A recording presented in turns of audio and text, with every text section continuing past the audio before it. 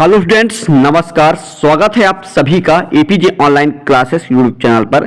कक्षा 8वीं वार्षिक परीक्षा सत्र 2024-25 विषय विज्ञान का आज 28 फरवरी को पेपर होने वाला है। बहुत बच्चों का डिमांड था कि सर अलग अलग जिले बता रहे हैं, तो मैं आपको बता दूं, आपको कोई भी यूट्यूबर असली पेपर यूट्यूब पर दिखाकर जेल जाने के लिए तैयार नहीं होगा। ठीक है, तो यहां पे आप जान लीजिए, ये मैं आपको 5 सेटों के उस बार क्वेश्चन पेपर दिए थे। यहां पे ये 5 सेटों में ही नहीं बल्कि सारे जिलों में यही क्वेश्चन पेपर पूछे जाएंगे। और ये ऐसे क्वेश्चन हैं जो कि हर जगह हर पेपर पर देखने को मिलेगा। तो इस वीडियो को लास्ट तक देखिए और इस वीडियो में पूरा सॉल्यूशन भी आपको मिलेगा। आप इधर उधर ज्यादा भटकने की जरूरत नहीं है और पूरा आंसर यहीं पे देखिए। और इन क्वेश्चनों को अगर तैयार कर लेते हैं तो आपके एग्जाम में पूरे 60 में 60 नंबर आएंगे। तो चलिए आइए वीडियो को स्टार्ट करते हैं। एक बार पूरा वीडियो देखिए और पूरा आंसर याद कर लीजिए। अभी आपके पास काफी समय है, आपका जो एग्जाम है वो 2 बजे से है। ठीक है, तो यहां पे देखिए, ये हर एक जिले में पूछा जाएगा। याद रखिए, खरीफ की फसल क्या है, रबी की फसल क्या है, इसके दो उदाहरण दीजिए। रबी की फसल कब बोई जाती है, खरीफ की फसल कब बोई जाती है, इसको अच्छे तरह से याद कर लीजिए। इसके बाद प्रश्न क्रमांक 2 आता है, उर्वरक और खाद में अंतर। ये सभी जिलों में लगभग पूछा जाएगा और जो पेपर मैंने देखा है वो ज्यादातर जिलों में उर्वरक और खाद में अंतर दिया गया है। इसके बाद खरपतवार क्या है, हम उसका नियंत्रण कैसे करते हैं, ये भी क्वेश्चन ज्यादातर जिलों में पूछा गया है। यहां पे देखिए आता है प्रश्न क्रमांक 4, प्रतिजैविक क्या है, प्रतिजैविक लेते समय कौन कौन सी सावधानियां रखनी चाहिए। ये आप क्वेश्चन को अच्छी तरह से पढ़िए। आप अगले पेपर के लिए खुद ही बोलेंगे कि सर क्या कहते हैं, आप 5-10 जिलों वाला ही क्वेश्चन पेपर लेके आइए। तो यहां पे मैं आपको अभी इसलिए कह रहा हूं, इसको आप देखिए। सूक्ष्म जीवों के मुख्य वर्ग कौन कौन से हैं। यहां पे देखिए, सीएनजी और एलपीजी ईंधन के रूप में उपयोग करने के क्या लाभ हैं। आइए मैं इनका आंसर भी दिखाऊंगा। ये जो मोमबत्ती ज्वाला का नामांकित चित्र है ना, ये सबसे ज्यादा जिलों में लगभग पूरे जिलों में पूछा गया है।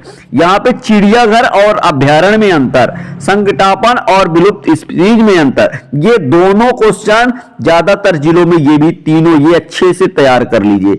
कायांतरण किसे कहते हैं, उदाहरण दीजिए। लैंगिक जनन और अलैंगिक जनन में अंतर, मादा के किस जनन अंग में भ्रूण का रोपण होता है। किशोरावस्था की परिभाषा, ये भी ज्यादातर जिलों में। लिंग हार्मोन क्या है। आइए यहाँ पे देखिए, ऋतु स्त्राव क्या है, वर्णन कीजिए। प्रश्न क्रमांक 16, धक्के या खिंचाव द्वारा वस्तुओं की गति की अवस्था में परिवर्तन के दौरान घर्षण के शत्रु और मित्र, इसको तो सबसे ज्यादा सेटों में दिया गया है, याद कर लीजिए। इसके बाद बढ़ते हैं आगे, तो यहाँ पे देखिए, खिलाड़ी कीलदार जूते क्यों पहनते हैं, और ये क्वेश्चन सबसे ज्यादा प्रश्नों में आप पेपरों में मिलेगा। ठीक है, शोर और संगीत में क्या अंतर है, शोर संगीत कैसे बन जाता है। ठीक है, इसके बाद हम बढ़ते हैं आगे, तो यहां देखिए, मानव वाक्य यंत्र का नामांकित चित्र बनाइए। इसके बाद आगे आप देख लीजिए, यहां पे क्वेश्चन नंबर अगला है, तड़ित से आप अपनी सुरक्षा की 3 बढ़ती उपाय लिखिए। ठीक है, यहाँ पे उपाय बताइए।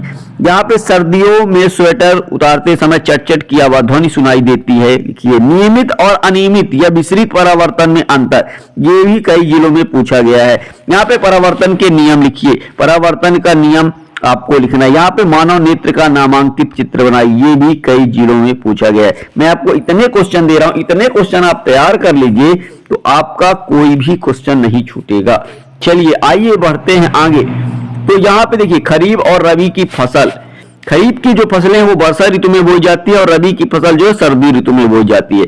और यहाँ पे देखिए, खरीफ की फसल क्या है, धान मक्का, और रबी की फसल क्या है, गेहूं चना। ठीक है, इसके बाद बढ़ते हैं आगे, तो यहाँ पे देखिए, उर्वरक और खाद में अंतर, इसको आप याद कर लीजिए। इसी तरह से आपको कॉलम बना के लिखना भी है। इस तरह से ये आपका कंप्लीट। इसके बाद बढ़ते हैं आगे, तो यहाँ पे दोबारा से आगे देख लीजिएगा थोड़ा। इसके बाद बढ़ते हैं आगे, तो यहाँ पे देखिए, खरपतवार क्या है, इसका नियंत्रण कैसे करते हैं। ये देखिए, खरपतवार की परिभाषा, नियंत्रण के उपाय। ठीक है, यहाँ पे देख लीजिए। इस तरह से ये आपका कंप्लीट होता है। इसके बाद आता है प्रतिजैविक क्या, इसे लेते समय सावधानियां। यहाँ पे प्रतिजैविक और इसकी सावधानियां यहाँ पे दिया गया है। इसके बाद बढ़ते हैं आगे, तो ये देखिए, सूक्ष्म जीवों के मुख्य वर्ग, बैक्टीरिया, विषाणु, कवक, प्रोटोजोआ। इस तरह से ये रहे। इसके बाद बढ़ते आगे तो सीएनजी और एलपीजी के ईंधन के रूप में उपयोग के लाभ। यहाँ पे देखिए ये सीएनजी है और इसके बाद आगे तो ये रहा एलपीजी। इस तरह से ये आपका कंप्लीट होता है। इसके बाद ये देखिए मोमबत्ती ज्वाला का नामांकित चित्र, इसके मुख्य भाग कौन कौन से, इनको भी आपको लिखना है। इस तरह से ये भी आपका कंप्लीट होता है। इसके बाद बढ़ते हैं आगे तो यहाँ पे चिड़ियाघर और अभ्यारण्य में अंतर, ये आप पूरा नोट कर लीजिए।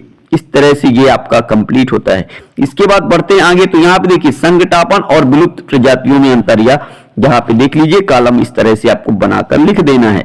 इसके बाद आगे कायांतरण क्या है, उदाहरण दीजिए। ये रहा कायांतरण, इसका उदाहरण यहाँ पे दिया गया मेढक और तितली। इसके बाद बढ़ते आगे तो लैंगिक अलैंगिक जनन में अंतर, ये रहा, इसका भी स्क्रीनशॉट कर लीजिए। यहाँ पे भ्रूण का रोपण मादा के किस अंग में होता है, तो याद रखिएगा भ्रूण का रोपण मादा के गर्भाशय में होता है, ठीक है। इसके बाद किशोरावस्था की परिभाषा बहुत ज्यादा सेटों में है, बहुत ज्यादा जिलों में पेपर है ये। इसके बाद ये रहा लिंग हार्मोन ऋतुस्राव क्या है, इसका भी आंसर आप नोट कर लीजिए। और यहाँ पे देखिए ये रहा ऋतुस्राव। इसके बाद खिंचाव व धक्का द्वारा वस्तुओं की गति परिवर्तन के दो उदाहरण, ये रहा धक्का और ये खिंचाव।